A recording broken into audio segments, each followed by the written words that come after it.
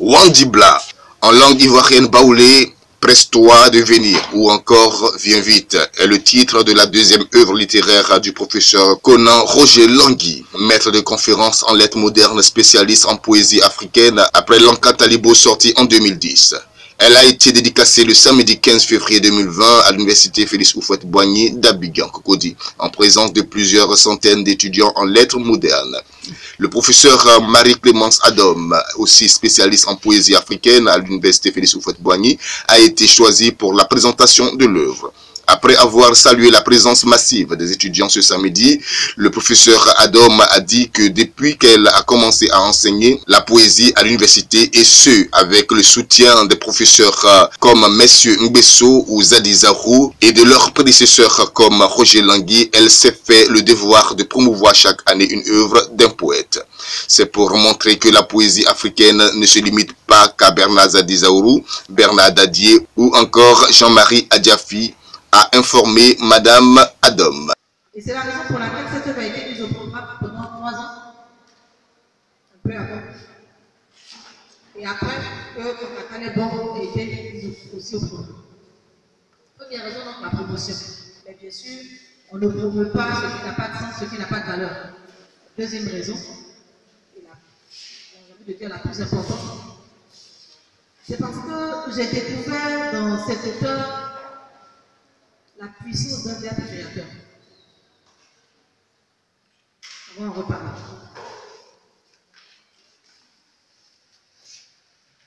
L'œuvre qu'on me demande de présenter aujourd'hui, Wandibla, elle me pose problème pour 2 raisons.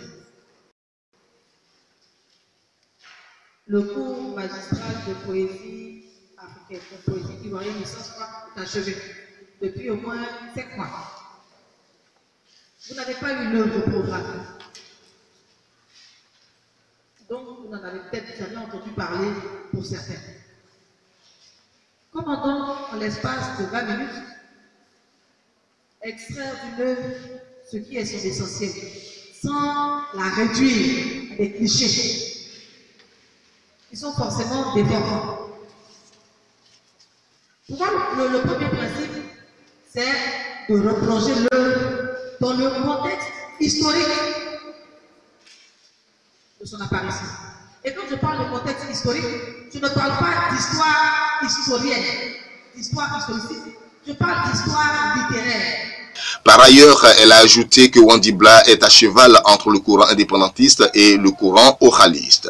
L'auteur de Wandibla, le professeur Langui, a à son tour expliqué comment et pourquoi la vocation du poète lui est parvenue. Lui qui, dès le premier cycle du secondaire, s'était accroché aux matières scientifiques. Tout est parti de la classe de seconde. Au lycée, j'avais toujours considéré meilleur les mathématiques et physique. J'avais été orienté en seconde littéraire pour avoir raté ma matière de base, les mathématiques au BEPC, a-t-il expliqué. J'ai failli arrêter les études parce que j'ai été orienté dans un autre établissement. Je me retrouve avec des amis qui ne font que lire des romans. Je me sentais mal à l'aise. Je ne voulais même pas d'amis dans ma propre classe. Parce que si je n'avais pas raté mon devoir, ils n'auraient pas été mes voisins. Et j'ai vécu comme ça jusqu'à ce qu'une dame camerounaise qui était un professeur de mathématiques décrive que malgré le fait que je séchais ses cours, quand j'avais les devoirs de niveau, j'avais les meilleures notes. Je me demandais pourquoi est-ce que cet enfant a quelque chose, a un problème particulier.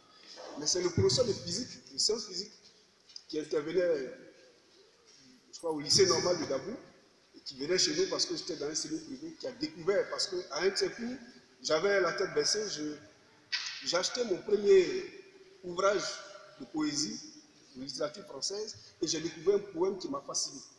Alors quand je suis assis, j'ai fait une sorte de suite de texte, c'est-à-dire je poursuis le poème. Donc à son coup, je ne suivais pas parce que mon intérêt c'était pour de revenir faire la physique à un moment où je me retrouve en seconde A. Donc j'écrivais un poème, et cet enseignant est venu jusqu'à ma table, il a posé la main sur la table, il a saisi la feuille, c'est là que je me suis rendu compte que je risquais d'avoir des ennuis, je ne suivais pas. Il m'a demandé ce que je faisais et il a vu que c'était un poème. Il a pris la feuille et c'est ce qui m'a donné le destin que j'ai. Il a informé mon professeur de niveau qui était le professeur de français, un béninois, lequel connaissait le professeur Bernard Zadi. Ils ont pris le texte, ils se sont retrouvés à la salle des profs. Le lendemain, quand il est venu, la question qu'il m'a posée, d'abord il m'a rendu la feuille, il m'a demandé si je pouvais terminer, achever le poème. J'étais heureux parce qu'il n'y avait pas de sanction. Donc j'ai pris le texte, le lendemain je suis revenu, j'avais terminé. Il a déposé le texte au secrétariat, ça a été dactylographié. Il m'a conseillé de l'expédier à Fréquence 2. La radio venait d'ouvrir.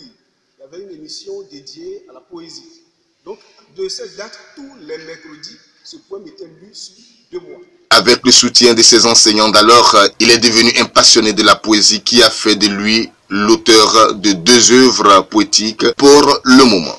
Se définissant désormais comme un écrivain indépendantiste, le maître de conférences consacre l'oralisme poétique comme une éthique d'écrire qui se conditionne à l'usage d'un genre ou d'un canon d'énonciation issu de la tradition orale comme le tam-tam parleur. Cette dédicace a été meublée par un temps d'échange avec les participants. Il faut dire que c'est une belle cérémonie, voilà, c'est une belle cérémonie, dans la mesure où Wandi Blanc est une œuvre qui sort un peu de l'ordinaire et qui montre un peu le courant indépendantiste.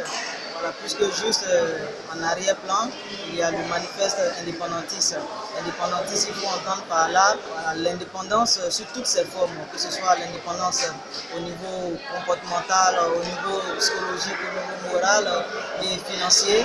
Voilà, l'homme doit être indépendant sur tous ces niveaux-là. Et là, c'est une belle cérémonie qui nous emmène à être responsables vis-à-vis de nous-mêmes et vis-à-vis de notre quotidien, vis-à-vis de notre pays, vis-à-vis de la nation, vis-à-vis de l'Afrique. Des œuvres ont été dédicacées sur place par l'auteur.